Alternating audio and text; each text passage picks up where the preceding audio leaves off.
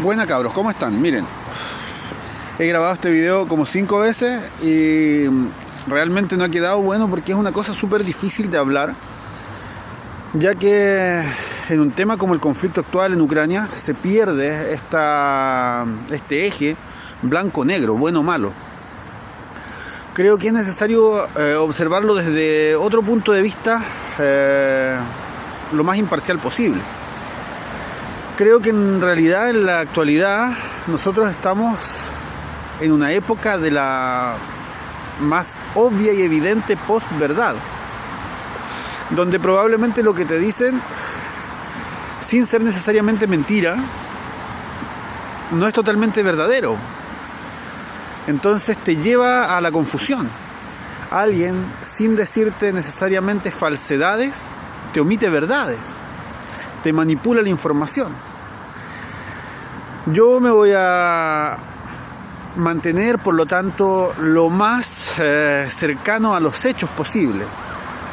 Parto diciendo que acá en Polonia, en realidad, nosotros vivimos en una ciudad que se llama Cracovia, que queda lejos de la frontera con Ucrania y que no se observa todavía una llegada tan masiva de inmigrantes refugiados ucranianos. Aunque acá la población ucraniana, según algunos datos, sería cercana al 10% del total de habitantes de Cracovia.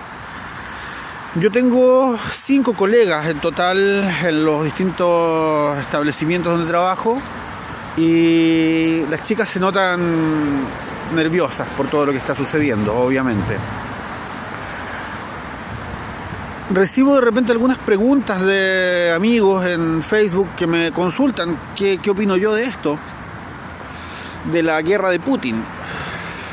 Otros más directamente me dicen: yo no le creo nada a Putin. El problema acá es que nosotros tenemos no solamente a Biden contra Putin, tenemos dos bloques que siguen siendo los mismos desde la Guerra Fría. Es una Guerra Fría que para mi gusto nunca se ha parado del todo. Entonces tenemos un bloque entre comillas occidental y un bloque entre comillas de la ex Unión Soviética. Uno liderado por Estados Unidos y otro liderado por Rusia. Por esto yo me voy a tratar de fijar en algunos hechos, principalmente de los que yo más conozco, que tienen que ver con Estados Unidos. Estados Unidos siempre ha dicho que es el defensor de la libertad y podemos escuchar a algunos personajes como Mochati hablando de este ejemplo de democracia, donde una persona es un voto y así se toman las decisiones, pero Estados Unidos en realidad no tiene un sistema democrático. Los votos se toman después en otras como bolsas de votos según los estados y según eso sale electo el presidente, que no necesariamente fue la persona que tenía la votación más grande. Además tenemos que considerar, por ejemplo, que Estados Unidos es dueño de un país que se llama Puerto Rico, que es un territorio no asociado a Estados Unidos, donde los habitantes de Puerto Rico, pese a pertenecer a Estados Unidos, no tienen derecho a la votación para la elección presidencial de Estados Unidos. O sea, en este país, ejemplo de la democracia, tenemos ciudadanos explícitamente de segunda categoría. También tenemos que pensar que Estados Unidos, en un golpe magistral de planificación, como su mismo nombre lo indica, creó el Plan Cóndor, donde en el Plan Cóndor los yanquis no tuvieron ningún reparo en establecer dictaduras afines a sus intereses en todo el cono sur. Entonces vemos que hubo dictaduras en Uruguay, en Argentina, en Chile, etcétera, donde se cometieron brutalidades en Chile, solamente por hablar de Chile, como violaciones hacia mujeres y niños usando perros, donde a una ciudadana uruguaya los milicos chilenos la enterraron hasta el cuello, le dejaron solamente la cabeza afuera y se la patearon hasta arrancársela del cuerpo. Entonces no sé qué tanto podamos hablar de una efectiva democracia y defensa de la libertad cuando vemos que Estados Unidos, de hecho, realizó todas estas acciones por su instrucción directa. Lo que está comprobado que Estados Unidos participó de esta manera, por ejemplo, con la creación de la Escuela de las Américas en Panamá, donde hubo una universidad que formó milicos para que torturen ciudadanos latinoamericanos. Así, nosotros podemos ver que Estados Unidos, después de la Segunda Guerra Mundial, creó la OTAN. Y la OTAN, que originalmente fue una organización creada para defensa, ha tenido un montón de actividad militar de ataque. Y vamos a ver que participó en Yugoslavia, participó en Irak, participó en Siria, participó en Afganistán, participó, no sé si Irak lo mencioné, Siria, ¿cachai? Donde dejó países destruidos supuestamente para llevarle mayor libertad y mejores condiciones de vida a sus ciudadanos, pero que los convirtió en estados fallidos.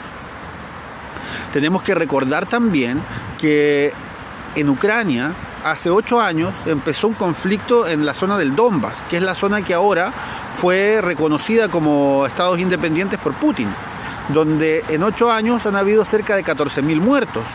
Esos 14.000 muertos no le importaron a nadie, al menos en los medios importantes de la Unión Europea, en todo este tiempo. Ayer estaba escuchando un programa de la televisión española donde la periodista a cargo decía estos nombres: Donetsk, Luhansk, que antes no los escuchábamos nunca y ahora tenemos que aprender a nombrarlos. Claro, antes no le importaban, por eso no los nombraban, porque no les convenía a sus jefes, a sus líderes, ¿cachai? Han habido 14.000 muertos, weón, escaleta. Es más que la población de Chao. Y nosotros así nos podemos dar cuenta que en realidad los muertos aparecen en las noticias cuando le conviene nombrarlos al dueño del canal de noticias o a los jefes del dueño del canal de noticias. Yo por lo mismo les pediría que si ustedes se quieren informar mejor, traten de escuchar, ver algunos canales que están en YouTube, que son los que yo sigo básicamente, entre los que encontramos por ejemplo Deutsche Welle, DW, que es un canal alemán. Los alemanes no quieren esta guerra, este conflicto en Ucrania, porque ellos no tienen cómo producir energía y la principal fuente de energía que tienen cercana y barata es de Rusia. Se han mantenido muy al margen de todas las decisiones abiertamente militares que toma la OTAN. Otro ejemplo de estos canales podría ser France 24. Los franceses no están contentos con Estados Unidos porque ellos tenían un gran negocio vendiéndole submarinos a Australia.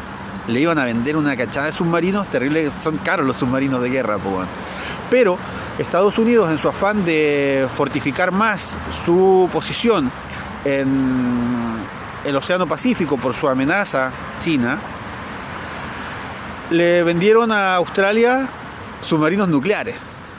Estados Unidos, al venderle submarinos nucleares a Australia, le robó el negocio a los franceses. Entonces los franceses tampoco están muy contentos con Estados Unidos, aunque pertenecen a la OTAN y siguen las directrices principales de la OTAN. France 24, DW. Otro canal que yo creo que es importantísimo revisar en estos tiempos sería, por ejemplo, RT. RT es un canal de la televisión rusa. Por lo tanto, ahí uno puede tener directamente la opinión de Rusia. Y para tener la opinión de los yanquis, ustedes pueden seguir viendo Megavisión, Canal 13, TVN, Chilevisión, que básicamente hacen un copy-paste, cortar y pegar, de CNN y otros canales afines a los intereses de Estados Unidos, como pueden ser también la BBC. Es interesante esto porque, como yo partí diciendo, la información a nosotros nos llega súper lavada, nos llega una información que es tendenciosa y no tenemos que olvidar quién es el que emite esta información, quién tiene esta tendencia y quién tiene la intencionalidad de convencernos de algo. Estados Unidos en este momento es un país que se encuentra en quiebra. Si esto lo pueden comprobar, hay distintos medios que lo han tratado. Ustedes pueden buscar, por ejemplo, el tema de la gran renuncia. En Estados Unidos, después de la pandemia, se empezó a producir una gran renuncia de trabajadores en determinadas áreas como el turismo, por ejemplo, los servicios, donde hay gente que no quiere seguir trabajando en las condiciones laborales que anteriormente tenían. Prefieren estar sin pega a seguir entregándole su vida a la maquinaria económica yanqui. También ustedes pueden revisar que algunos estados como Texas tienen un serio problema de cesantía. También ustedes pueden revisar la cantidad de pobres que existen en Estados Unidos, donde las personas en situación de pobreza alcanzan cerca de los 50 millones. Estados Unidos es un país que tiene como 370 millones de habitantes. 50 millones es demasiado para estar en un nivel de pobreza si pensamos que se nos vende normalmente el sistema económico yanqui como un sistema prácticamente perfecto del capitalismo, donde algunos sacerdotes del capitalismo como Axel K. Kaiser defienden este sistema económico como que básicamente es la salvación de la humanidad, y se está comprobando que es un sistema que está caput, que está cagando a cada momento más. Ustedes pueden buscar también en internet el asunto de la emisión de dinero que ha producido Estados Unidos en el año 2019, 2020 y 2021. Entre el 2020 y el 2021 en Estados Unidos se estima que se han impreso un 25% del dólar circulante. O sea, de 4 dólares que hay en el mundo, $1 se imprimió en un año, en el periodo del 2019 al 2020, del 2020 al 2021, perdón. En cualquier país, la impresión descontrolada de dinero llevaría a una hiperinflación. Eso es lo que se le critica, por ejemplo, por estos defensores del capitalismo extremo. Esto es lo que tanto critican de Venezuela, de Argentina, donde la producción sin control de dinero llevó a las economías a la quiebra. Estados Unidos no tiene este peligro porque después de la Segunda Guerra Mundial, con los acuerdos de Bretton Woods, logró posicionar al dólar como moneda estabilizadora, como moneda hegemónica mundial. Después ellos astutamente se salieron de estos acuerdos de Bretton Woods, donde tenían que respaldar el dólar en oro, y al final, ocupando otras triquiñuelas como obligar a los países productores de petróleo a transar su petróleo solamente en dólar, les permitió todos estos mecanismos mantener el dólar en esta predominancia sobre otras monedas. En la actualidad, entonces, tenemos que ver que Estados Unidos es un país que tiene una moneda que ha perdido validez, la gente ya no confía en el dólar, tiene una alta tasa de cesantes, una alta tasa de renuncias, y más encima es un país que tiene una gran cantidad de dólar circulante de manera artificial. Sumémosle a esto otras cosas más, otros detalles. Estados Unidos no es un país que produzca mucho producto manufacturado. Es dueño de derechos, de copyright, ¿cachai? Entonces recibe impuestos por algunos productos que se pueden fabricar hasta en China. Entonces tú compras una chaqueta de una marca estadounidense fabricada en China y Estados Unidos está ganando. Tú vas a comprar a McDonald's y le estás pagando marca a Estados Unidos. Les llega plata. Tú ves una película de Marvel en el cine y le llega plata a Estados Unidos. Pero no es que ellos fabriquen necesariamente alguna cosa, algún producto, ¿cachai? Rusia tiene el mismo problema, ellos tampoco tienen mucha industrialización que digamos. Estados Unidos es un país que tiene su infraestructura nacional, carreteras, represas, aeropuertos y otra infraestructura importante, que ya está siendo demasiado vieja. En los 50 tuvieron una gran mejora de su país, se dedicaron a construir estas cosas, esta infraestructura, pero en la actualidad eso se ha visto frenado. Entonces es un país que tiene un montón de dinero que no sirve y que necesita más encima renovar su infraestructura propia. Pero como no tiene de dónde sacar plata, le queda un as bajo la manga, y el as bajo la manga que tiene Estados Unidos es que ellos venden armas, tiene una industria armamentista. El problema que tiene la industria armamentista es que la industria armamentista solamente se puede mantener si tienes a quien venderle las armas. Y las armas solamente las puedes vender si es que en alguna parte hay una guerra. O sea, acá directamente le convendría a Estados Unidos tener un mercado para su industria armamentista. Por otra parte, tenemos que saber que en Estados Unidos se produce mucho gas. Ellos están produciendo gas. Pero tienen un gran problema con el gas. Porque el gas que produce Estados Unidos, que extrae Estados Unidos, es un gas que está presente en un modo que viene tierra, gas, tierra, gas, tierra, gas. Y para extraer ese gas se ocupa un sistema que se llama fracking. El fracking funciona metiendo agua a presión con lo que el gas va subiendo y ahí tú lo sacas. Pero también tienen que meterle explosiones porque tienen que romper la tierra. Entonces, explosión, rotura de tierra, agua a presión y el gas sube. Este sistema es sumamente caro. No es como el gas que está presente en Rusia, que está básicamente en unas burbujas gigantescas donde los rusos meten un tubo y sacan gas. Más encima, Rusia, para exportar gas a Europa, lo manda por tuberías porque son países cercanos. Europa es súper chico. Pero Estados Unidos, si quiere mandar su gas a Europa, tiene que mandarlo por barco. A mí, si se me ocurre comprar un cordero de Tenaún, y yo vivo en Castro, me va a salir mucho más barato que si quiero comprar ese mismo cordero y vivo en Santiago. Porque el transporte desde Tenaún a Castro es mucho más barato que mandar un cordero de Tenaún a Santiago, ¿cachai? Lo mismo pasa con el gas. El gas que llega desde Estados Unidos a Europa, además de ser de peor calidad, es mucho más caro de producir y de transportar. Pero, wow, magia, una guerra precisamente contra Rusia rompe los acuerdos comerciales de suministro de gas ruso hacia Europa, y ellos tienen mercado para su gas. Espero haber sido más o menos claro con esto. Entonces, para los yanquis es un win-win, porque si hay guerra contra Rusia, ellos tienen dónde vender armas y dónde vender gas, ¿cachai? En ningún caso quiero defender la invasión ni la guerra que está sucediendo en este momento. Creo que es algo terrible. Pero creo que es necesario entender que acá hay algunos aspectos comerciales que son mucho más profundos de lo que te muestra de repente Canal 13 en sus reportajes tan profundos acerca del tema. En la actualidad,